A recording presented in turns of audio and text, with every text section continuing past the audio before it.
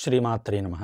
శివమహాపురాణంలో సూతుల వారు ఒక అద్భుతమైనటువంటి శ్లోకాన్ని చెబుతారు. ఏమిటంటే, భవంతి వివిధా ధర్మా తేషాం సర్వః ఫలోన్ముఖా పాతకాని వినశ్యంతి యావంతి శివనామతః భవితావంతి పాపాని క్రియంతే ననైర్మునే అంటాడు. ఓ ముని, శౌనకాది మహామునులారా, వినండయా, మీకు ఒక అద్భుతమైనటువంటి విషయాన్ని చెబుతాను ఈ సమయంలో. భవంతి వివిధా ధర్మాస్తేషాః సద్యః ఫలోన్ముఖా. ఈ లోకంలో వేదాది ధర్మములు, అనేకమైనటువంటి ధర్మములు ఉన్నాయి, ప్రవృత్తులుతూ ఉన్నాయి.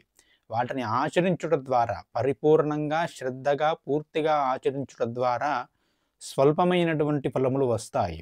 కానీ వినశ్యంతి యావంతి శివనామతః అంటూ ఉన్నాడు. కానీ శివనామాన్ని శ్రద్ధతో, భక్తితో, త్రికరణ శుద్ధితో నిత్యము జపిస్తే మహాపాతకాలు కూడా నశిస్తాయా. అందులో అనువంత కూడా అనుమానము లేదు. శివనామము చేత నశింపని పాపము అనేది లేనే లేదు అని సూత మహాముని శివనామము యొక్క పరమాద్భుతమైనటువంటి రహస్యాన్ని చెబుతాడు. ఎవడు అయితే శ్రీ శివాయ నమస్తుభ్యం అనేటువంటి మంత్రాన్ని నిత్యము కూడా విడవకుండా జపిస్తూ ఉంటాడో అతడి నోరు తీర్థక్షేత్రముతో సమానమవుతుంది. అతడు పలికేటువంటి ప్రతి మాట కూడా శివ శాసనములాగా, శివవాక్కులాగా మారుతుంది అని శివమహాపురాణము చెబుతూ ఉన్నది. శ్రీ శివాయ నమస్తుభ్యం, ఇది మహామంత్రము అని చెబుతూ ఉన్నది. ఎవరైనా కూడా చేసుకోవచ్చు. ఓ శివ, నీకు నమస్కారము. దీనిని విడవకుండా చేస్తే ఆ నోరు పవిత్ర తీర్థమవుతుంది, పుణ్యక్షేత్రమవుతుంది. కాబట్టి అందరూ కూడా చేసుకోదగినటువంటి మహామంత్రం. ఇంత పెద్ద మంత్రాన్ని కూడా చేసుకోలేకపోతే శివాని 2 అక్షరాల నామాన్ని పలికితే చాలయా, అతడిని శివుడు కవచంలా రక్షిస్తూ ఉంటాడు. శివ అనే 2 అక్షరాల నామం మహాపాతకాలు అనేటువంటి పెద్ద కొండను కూడా క్షణాల్లో బూడిద చేయగలుగుతుంది అని చెబుతున్నాడు. ఇందులో అనువంత కూడా సంశయం లేదట. మళ్ళీ ఎంతో కష్టపడి ఎన్నో ధర్మాలను ఆచరించే కన్నా అతి సులభంగా విడవకుండా, అంటే కొంతకాలం చేసేది కొద్దిసేపు చేయడం కాదు, విడవకుండా చేస్తూ ఉండాలి.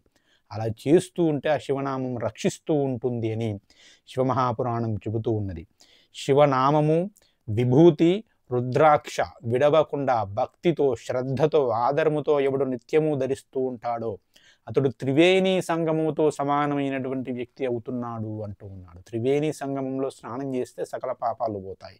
ప్రయాగ కుంభమేళ అయింది కదా, మనకు తెలుసు కదా.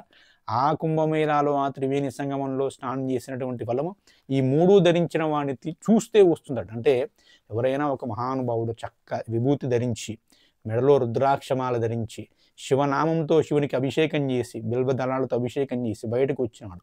అదృష్టవశాత్తు అదే సమయంలో మనం వారి దగ్గరికి వెళ్ళి వారిని దర్శించినాము, వారికి నమస్కరిస్తే వారు మనల్ని ఏమండి బాగున్నారా అని మన అదృష్టవశాన మాట్లాడారనుకోండి, మన జన్మధన్యమైనట్టు. ఎందుకంటే సాక్షాత్తుగా శివుడు మనతో మాట్లాడినట్టు అని శివమహాపురాణం చెబుతూ ఉందండి. ఎంత గొప్ప స్థితికి శివనామం తీసుకువెళ్తుందో మనకు శివమహాపురాణం వివరిస్తూ ఉన్నది. కాబట్టి శివనామం నోటి వెంట వచ్చేవాడు పవిత్ర తీర్థముతో సమానము, అందులో అనువంత కూడా అనుమానము లేదు.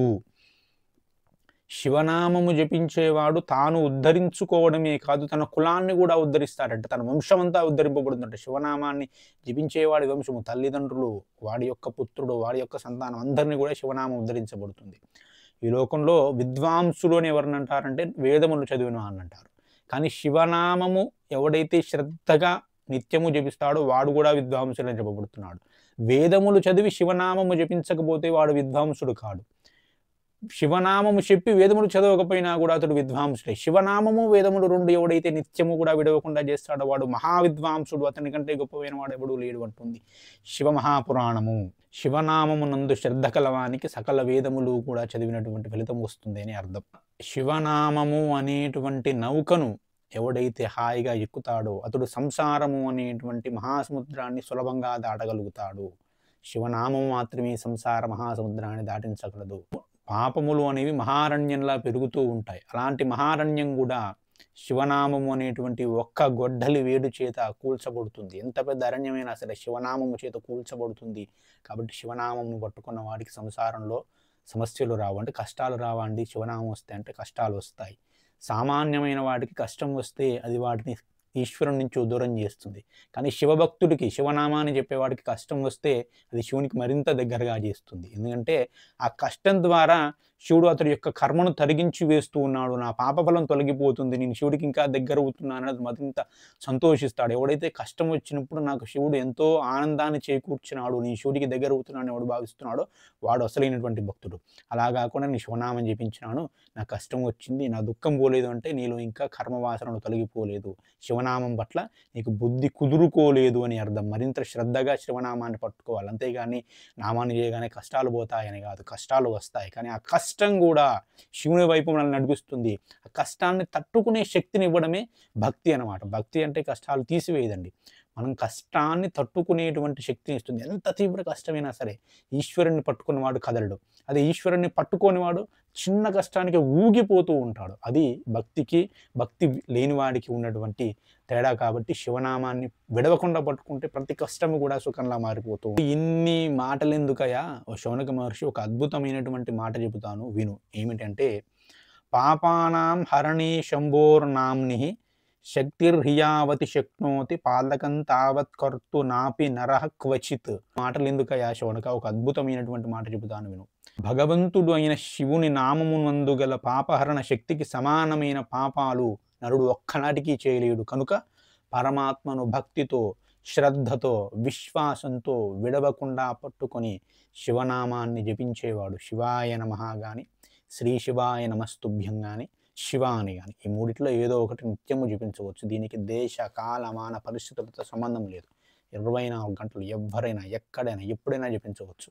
కానీ ఓం నమః శివాయ అని ప్రణవ పంచాక్షరి చెప్పాలంటే మాత్రం ఉపదేశం ఉండాలి, అంగన్యాసం కరన్యాసం చేయాలి, దాన్ని కూర్చొని మాత్రమే జపించాలి. అని శివాయ నమః అనేది కూడా పంచాక్షరియే.